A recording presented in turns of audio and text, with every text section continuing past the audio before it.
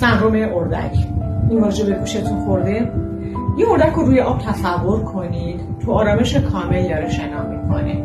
اگه همون اردک رو از پایین نگاه بکنید میبینید پاهاشو داره به شدت داخل آب حرکت میده و حالت غرق شدن رو شما در این اردک میبینید. این مثال در مورد آدم‌هایی گفته میشه که به ظاهر کاملا آرومن اما در درون متلاشی‌اند، به ظاهر خوشبختن و موفقن و شما برداشتی که از اونها دارید آدم‌های کاملا ریلکس، آروم و موفق، اما در درون آدم‌های افسرده‌خوی، ناراحت و متلاشی‌اند.